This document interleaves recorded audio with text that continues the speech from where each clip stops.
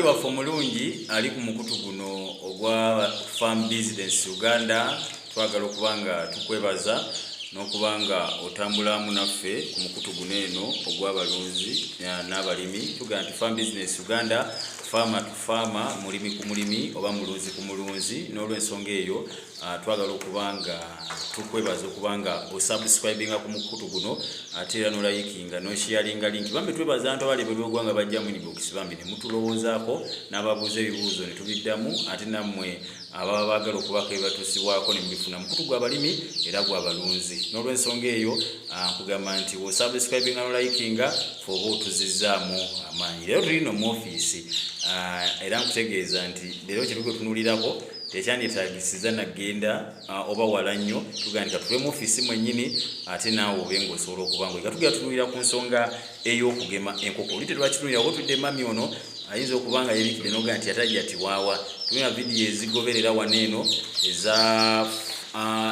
ez'enkoko ojja kuba ng'osobola okuba ng'okola ki ng'omulaba bulungi. Ngenda musaba be nga tubuuzaako ate era tutandikira. Mami buuza ku balabi baffe bali ku mukutu guno ogwa Farm Business Uganda. Mwebale byonna byonna, mwebale okutulaba, mwebale okutulondoola n'okutugoberera. Abantu bakulaba bwe kiri. Abantu bakulaba era twagala abantu kubanga okulunda kyekisinga kati. Buli omu bangi abasinga bawummula emirimu gyabwe emitongole ne badda mu kulunda n'okulima. Kizaamu essuubi nti awo sente zikusanga waka oba zikusanga w'olimira oba w'olundira. So mwebale okutugoberera mwongere ddala okulaba vidiyo zaffe. Mami, abantu bali eyo baagala okubanga batandika okulunda naye ng'ensonga y'okugema eno ebalemesezza. Banayo no mami wa Chickstar badde tubagambye wa Chickstar Poultry Farm and Hatchery Service balunda ate era ne baluza enkoko. Omuntu ono ayagala okulunda enkoko alina kubanga atandika zigema naki tutambulirawo. Omuntu ayagala okulunda enkoko ekisooka ku byonna njagala okugamba omulabi waffe atulaba, enkoko ezo saagala nkumalemu maanyi nti olunze mmeka kuba bangi abagamba nti nze njagala bagamba otandikira ku nkoko 100 nkoko mmeka nedda. Osobola okutandika n'akatono n'ofuna ekingi. Kyekisooka nti n'oba otandise n'enkoko 3 osobola okugoberera emitendera gy'okugema n'okuza enkoko zo still n'ozifunamu ssente. Ku 3 wawate olunda luntu eddako tolunda 2 yongerako olunda enkoko nga 5. Bwotyo bwotuuka ku nkoko 1000 bwotuuka ku nkoko 10,000 ng'ogoberera emitendera gya vaccination okugema. Enkoko yo ebeera nnamu ekiseera kyonna weba nti tubeera ne vaccination schedule ogiraba. Ku day 1 obukoko nga bwaluddwa wano ku hatchery balaba bulungi.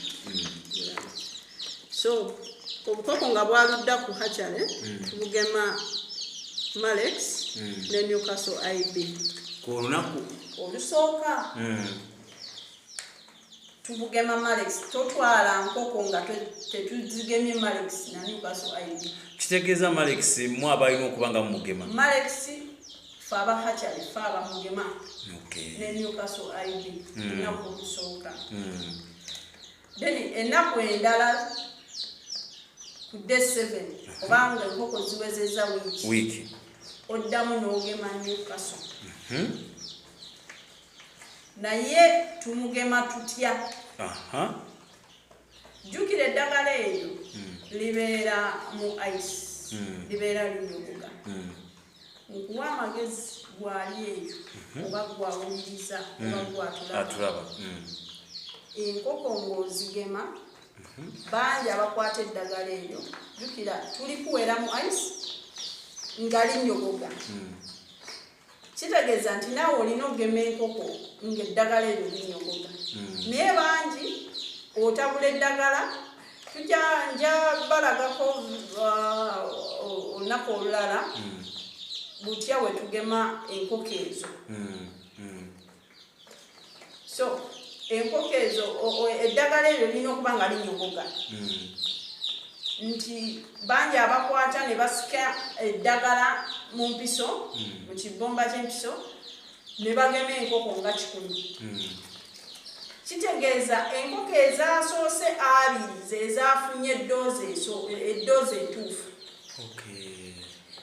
kati eddoozi enkoko eziddako awo ziba zifunye expired dose nti eddagala liba liwoze liweddemu akanyogoga jabbalaga butya bwoyinza ozigema okubanga ogema nga eddagala likyanyogoga that means ku day 7 enkoko nga ziwezeza wiiki olunaku olw'omusanvu oba olw'omunaana ogema Newcastle lunaku olwa 14 kuba enkoko zino tuzigema buli wiiki buli mu mwezi tulinamu wiiki 4 enkoko eyadde 1 tugigema wano Malex ne Newcastle IB ogwo omulundi togubala guzze wabbali tandika ne wiiki esooka day 7 oba day 8 n'ogema Newcastle then day 14 oba day 15 n'ogema Gombolo day 21 oba day 22 lwaki ngamba day 21 ne day 22 nti waliwo sometimes siri ku insistinga ku day 21 22 naye wano wonna nze ngamba day 7 day 8 day 14 day 15 ennaku ezo nti oyinza okwesanga nga enkoko mulimu endwadde tetugema nkoko ndwadde oyina ozirinda ziwone zijjanjabe first treat soko zijjanjabe then olyoka ozigeme so day 21 day 22 ojja kuddamu ogeme Newcastle IB ziri vaccine za mirundi 2 Newcastle ne Newcastle IB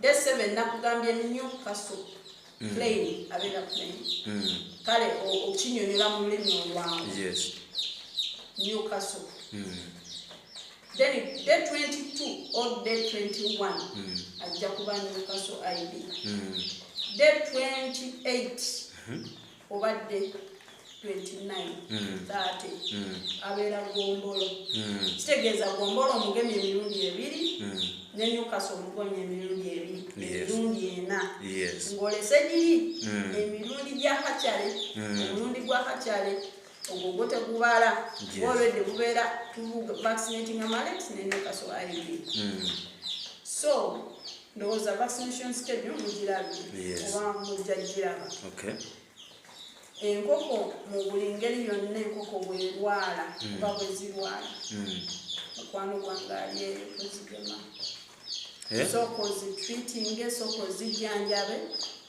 olyoke ozigeme zijjanjabe ziwone bulungi weziba ziwonye ntya ziwonye the next day ng'ogenda gema titugeze enkoko zawonye jjo tugenda gema leero zawonye jjo tugenda gema leero kitegeeza jjo leero nga tetunatandika kuzigema kubanga tetunagenda kugula ddagala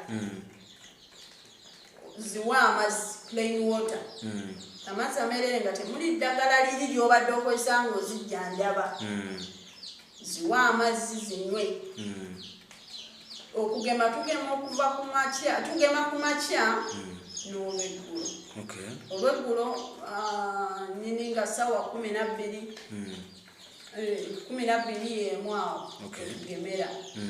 Then kumakya ne tugema okuva ssaawa 12 ez'okumakya paka ssaawa nga 3.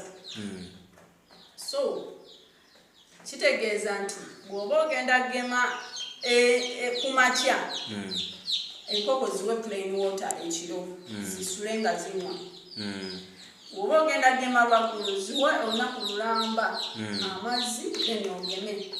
Kirina kyekiyamba nti jjukira eddagala liri ly'obadde ozijjanjabisa likyali mu mubiri ate jjukira oyagala kugema. Kale twagala eddagala eryo lisaanyuukeku at least mu mubiri.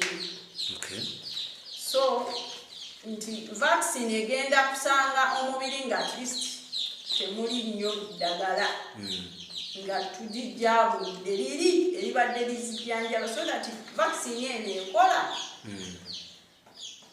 So ndowooza kyekyo. Omulabi waffe omulungi oli ku mukutu ogwa Farm Business Uganda tuba tutunuulira ku ngema ey'enkoko. Biddagala ki olina gema ki? Abamu oluusi mugenda eyo musawo n'atakubulira gema ki nabamu babagamba nze nagemye n'atakubira nagemye eki. N'olw'ensonga eyo bw'obanga weekute ku mukutu guno eno ogwa Farm Business Uganda oba osobola okubanga ofuna amagezi gano kugamba nti kyembadde njagala mbabuulire ekirala nti tukomye awo tugemye emirundi 4 gyokka mu mwezi. Kitegeeza enkoko zino kubanga enkoko zetugamba abantu oba ezimanyi kati omuntu wa bulijjo enkoko eya broiler egumira embeera erya emmere yonna gy'oba ogiwadde oba leftover oba bugundi bland oba mmere entabule yonna tudiringa n'enkoko ezimanyi embeera y'omuntu wa bulijjo. Kitegeeza omuntu wabanga yagadde enkoko asobola okubanga ajja ne mubanga musobola mufunira enkoko ezo. Enkoko omuntu waba yagadde enkoko ez'olunaku olumu wiiki 2 mwezi zonna ez'ekika ekya broiler fe twasaba tubeere mu za broiler. Lwaki? Nti osanga abantu bangi nga ayinza okukaaba embeera y'essente ayinza okugamba nti siina we nnundira naye n'enkoko eya broiler osobola ogiteeka mu kiyumba oba n'ogireka nebeera ku free range. Free range kyentegeeza nti neetambula yokka neyenoonyeza ekyokulya. Kitegeeza nti tekumenya nnyo nga ziri enkoko zaffe endala enzungu. Eno enkoko erya kawunga, enkoko erya kasooli omulamba, enkoko erya amatooke g'oliddeko, erya buli kimu. So enkoko eno jjukira ekulira ku myezi 4 ekola emirimu 2 ekulira ku myezi 4 singa oba ogyagadde nga ya nnyama ate oba ogyagaddemu amagi ogyongerayo emyezi emirala 2. In fact ku myezi 5 enkoko etandika okubiika.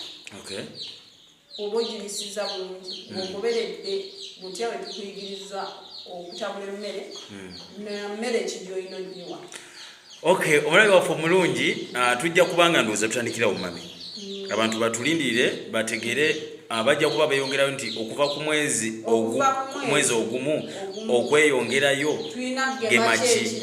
Tetumazeeyo basebo ne bannyabo okugema ne tukumazeeyo kati ate tutuwireko ne ku birwadde ebizibu ebiyinza okubanga bisaanyaawo faamu yo. Omukutu gwa Farm Business Uganda logo ya kitooke na mutwe gwante subscribinga olayikinga erida mami n'amagezi kubanga amaze mu nkoko yatuga emyaka 20 ngali mu nsonga za nkoko n'olw'ensonga eyo bo olina okubanga weekwata kuba kugunga bano bo subscribinga n'olayikinga wamma oba otuzizaamu amaanyi. Farm Business Uganda, farmer to farmer. Tilira party endala nga mukama yembezi waffe.